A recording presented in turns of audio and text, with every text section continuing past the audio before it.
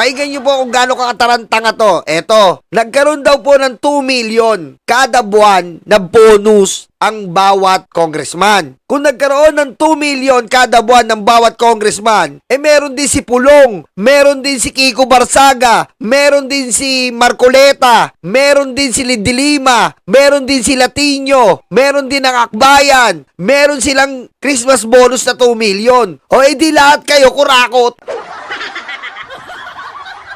Oh. Kung di ba naman bobo to? O edi lahat kayo kurakot dyan sa Kongreso kung meron kayong tig 2 million. Oh, tignan mo yung logic niya, 'di ba? Tignan mo yung pamimake news nito. Binara po siya dito ni Erice. Pakinggan nyo. Ay may kopya din ito at siya ang unang nagbunyag nito nung Sabado. Kaya kahit siya na lang po ang mag-lead sa pagbunyag ng mas marami pang detalye tungkol dito at I believe wala naman magka-question pag manggagaling po kay Senate President Pro Tempore Ping Lacson. Opo, ang isang ibibigay ko sanang dahilan para sa aking pagboto tutol sa 2026 GAA, maraming mga magandang improvements sa 2026 GAA, pero sa approval on third reading sa Kongreso, biglang lumabas ang pagtaas ng sarili nating budget ng 10.5 billion pesos. May tanong si Efren. Boss, kung totoo yung sinasabi nila, hindi nga eh. Ang problema natin, hindi natin siya pwedeng paniwalaan, Efren. Ha? Makinig ka. Paano kung meron siyang pinagtatakpan? Papaniwalaan mo yung nakuha niyang Excel file. Ang Excel file, kahit sino pwedeng idoktor yan as ilalabas mo. Paano mo paniniwalaan? Kung hindi niya ilabas yung sa mga Duterte dahil inaprubahan yung solar power niya. Paano na yan? Hindi natin siya pwedeng paniwalaan. Bakit niya kukunin yan kung wala naman siyang karapatan dyan? Ang paniniwalaan natin dito, ang ombudsman. Dahil magkakaroon pa sila ng forensic, forensic examination. Di ba? Itutugma nila yan sa turn of events ng budget. Hindi basta paniniwalaan mo tong kupal na to. Dahil ninakaw niya na, i-edit niya pa. Kung nagawa niyang malakit, kung nagawa niyang magnakaw, sa tingin mo yung pag-edit ng mga figures, hindi niya kayang magawa. Kung saan, kaya niyang manipulahin yun anytime. Kung namamanipula niya nga yung pananakit niya kay Cabral, namamanipula niya nga yung pagpunta niya sa DPWH, yung Excel file hindi niya kayang manipulahin, kupal to. Diba? Yun ang malinaw. Pakinggan natin. Na ang MOOE doon ay 7.8 billion pesos. Na ang lumalabas po, 18.58 billion ang buong MOOE budget ng Kongreso na malaking bahagi nito ay napupunta direkta sa mga congressman na hindi kailangan magbigay ng mga resibo. Ito po ay liquidation by certification. Hindi ko naman po sinasabi na mali ito. Pero ang sinasabi ko, dapat ipaliwanag. At dapat hindi lang bigla ang sinisingit ito na walang debate. At ang uses nito ay hindi din po malinaw para sa akin. Pero ang isang maaari... Kita mo hindi lang malinaw sa kanya, ine-expose niya. Kundi ba naman tanga? Hindi sa kanya malinaw yung MOOE. Paano lilinaw sa'yo? Bago ka pa lang. Ha? Paano lilinaw sa'yo? Bago ka pa lang, ngayon ka pa lang nangungupal sa Kongreso. Aray ko. Hindi niya pa po alam ang mga functions, hindi niya pa po alam ang totoong full functions na tumatakbo sa Kongreso. Painggan niyo to kung paano siya barayin ni Erice. Ang ibahagi sa inyong lahat ngayon ay, kung hindi po ako nagkakamali sir, meron 2 million pesos cash na pwedeng i-pick up ng mga congressman. Kita mo? Edi, mga congressman, ibig sabihin lahat, pati DDS congressman, lahat, may 2 million. Pati si Kiko Barsaga, meron 2 million. Bobo mag-isip Ngayong linggong ito. At baka yung iba, mas mataas. Ba't ganun? Bago ka mag-chismis, walang baka. Yung iba kagad, walang baka. Mag-e-expose ka lang, walang ebidensya. Walang baka. Tumanggap sila, ganun, walang baka kasi nag-e-expose ka na Aray ko. Kung nag-e-expose ka at sigurado ka, walang baka. Hindi ka pala sigurado, ine-expose mo. Anak ka ng Diretso. Baka yung iba, for whatever reason, hindi binibigyan. Hindi ko po alam kasi hindi ko po kinukuha yung akin. Pero mabuti po Oh, na saan siya nanggagaling? Sa chismis. Sa chismis po nanggagaling. Baka yung iba nabibigyan, baka yung iba hindi. Hindi ko po alam. Hindi mo pala alam eh. ng publiko, may ganitong klaseng mga bonus na nagkataon ay halos kasabay ng approval ng budget. Oh. Nung Oktubre din, dagdagan ko po, may 1.5 million pesos na ibinigay sa araw ng pagboto para sa budget at buwan-buwan, meron pong mahigit kumulang 1 million pesos per member. Ang lumalabas po, ang isang representante ay may 20 million pesos of MOOE at sweldo kada taon. Oh. Times 318, ito po ay mahigit 6 billion pesos. Ang MOOE budget ay itinaas Okay, ng tamo ha. Tamo, sumisingit na po si Erice dyan. Sumisingit na si Erice kasi nga, mali pagkakaintindi niya. Ayan na po, sumisingit na si Erice. O, tignan nyo. 7.8 billion pesos. Kaya in some ways po, maaari nating sabihin na ang itinaas ng Kongreso para sa sarili ay napupunta balik sa mga nag-decide na itaas ang sariling budget. Kaya I think through the parties. Kung ba yun nga na first vote, Ay- sasabi ni Kong Erika, Oh. Kasi minority po, wala. Kaya nga, ang Oh. tawagan ko, Tignan mo, ano sabi ni Erice? Wala. Minorya yan, katulad mo. Paiyasa dito, oh.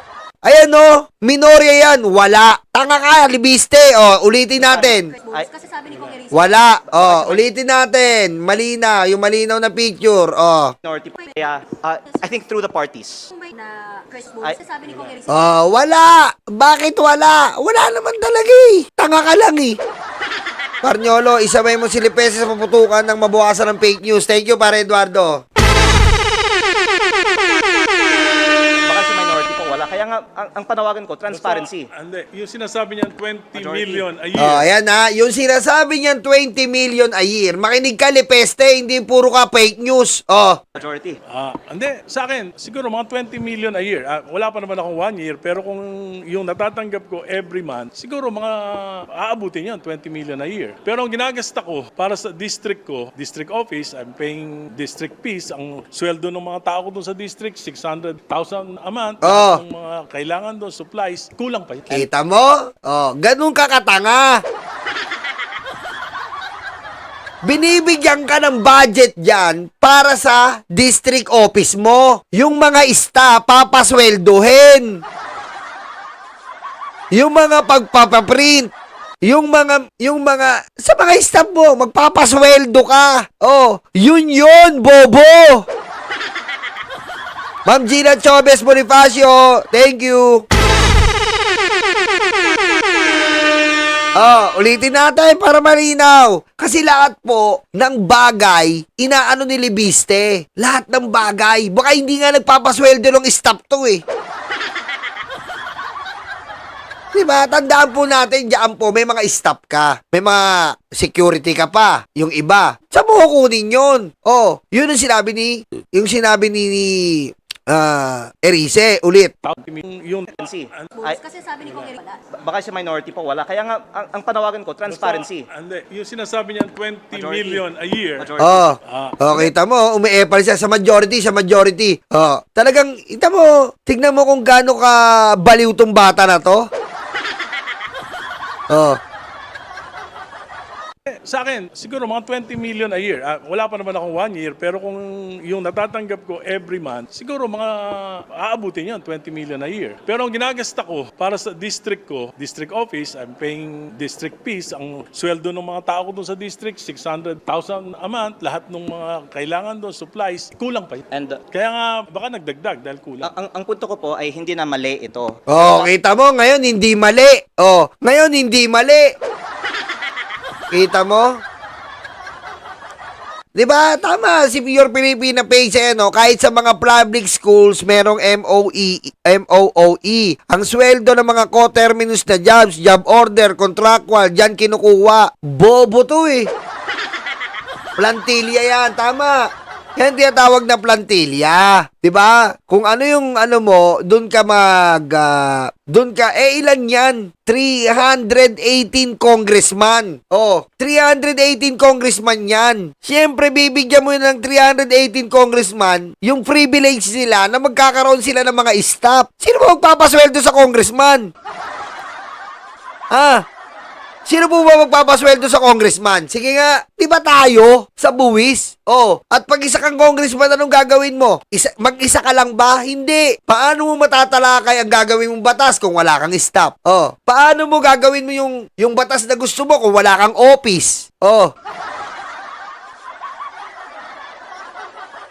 Oh, yan. Ang bobo lang nito, lahat binibigyan ng kahulugan. Oh, lahat binibigyan niya ng kahulugan. Zero, pare, zero. Addictus Rex, shoutout ah. Dapat may transparency. Oh, dapat daw may transparency. Matagal nang ganyan, ngayon ka lang ang naging congressman, kaya hindi mo alam. Di ba? Baka naman pati yung, water dispenser, bakit meron yung mga congressman? Sitahin mo. Baka naman pati yung water dispenser dyan, sinitahin mo. Oh, yan po yung katangahan nito ni Libiste. Oh, kita mo, hindi na siya makapagsalita, oh. Oh, nabara siya, oh. Dapat, Kaya nga, baka nagdagdag dahil kulang. ang punto Oh, ko, kita mo? Kaya nga nagdagdag kasi kulang. Kasi nga po, 318 na congressman po ngayon. Hindi po 200 plus, 318. Oh. ay hindi na mali ito. Oh. Pero dapat may transparency. Ito po ay galing Wala na. Utal-utal ka na, nabara ka, no? Utal-utal. Oh. sa MOOE fund. Opo. Or I don't know. Oh, inalisan ka na ni Libiste, oh. Kasi nga, tanga ka. Aray ko. Oh. Kung fungible naman yung funds. Pero you can really verify. May binibigyan ngayon na 2 million cash per congressman ngayong linggo. At Oh, kita mo? Oh. Ba't kami pa mag-verify? Ikaw mag-verify, ikaw nag-expose eh.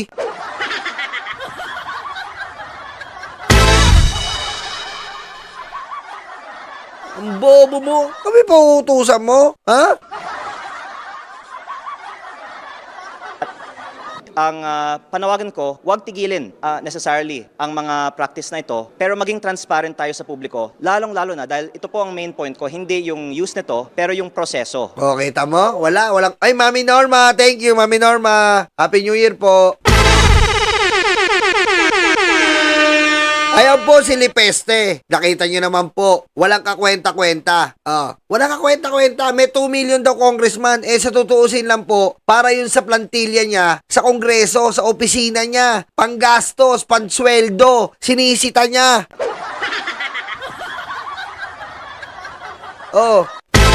Ang bobod-bobo, no? Anak ka ng po. Diba? Ang bobo-bobo eh.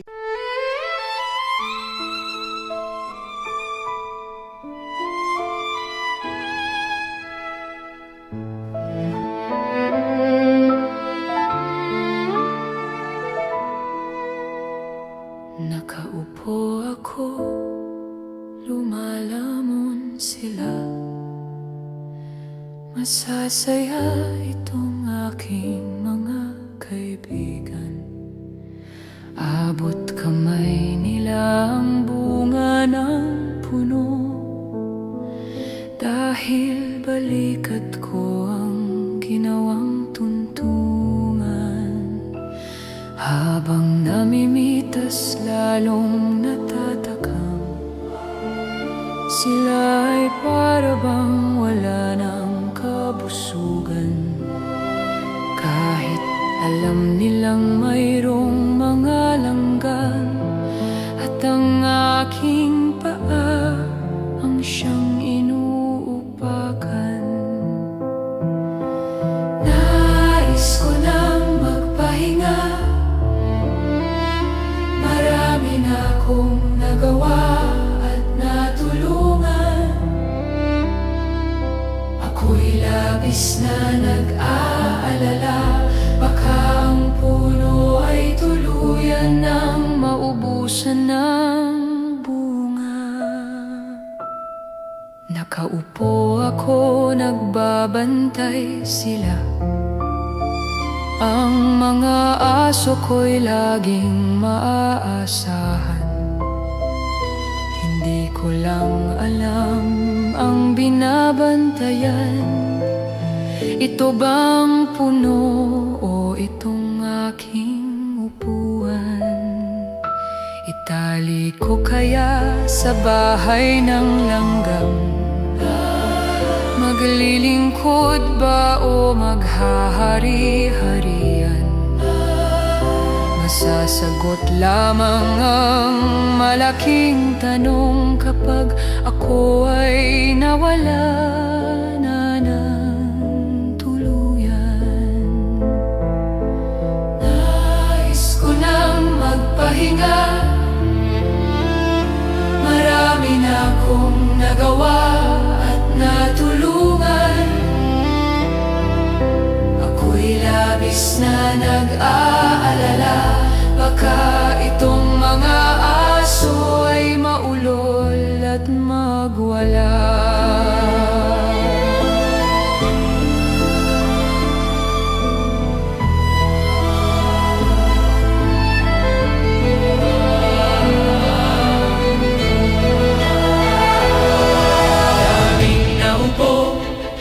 Walang solusyon.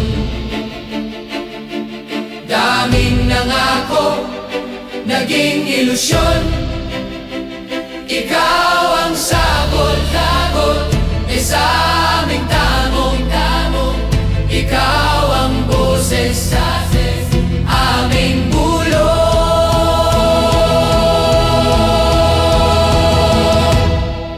Nilalait ka at sinisira ng kinakaya mo para sa bayan. Ikaw ang aming tagumpay, bonbon, walang kapantay.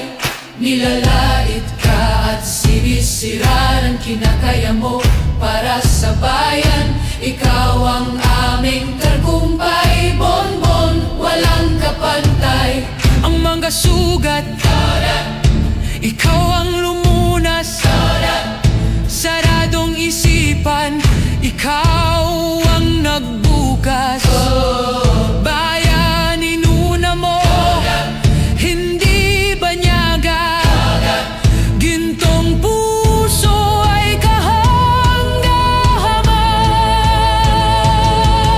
Nilalait ka at sinisira ng kinakaya mo para sa bayan. Ikaw ang aming tagumpay, bonbon, walang kapantay. Nilalait ka at sinisira ang kinakaya mo para sa bayan. Ikaw ang aming tagumpay, bonbon, walang kapantay.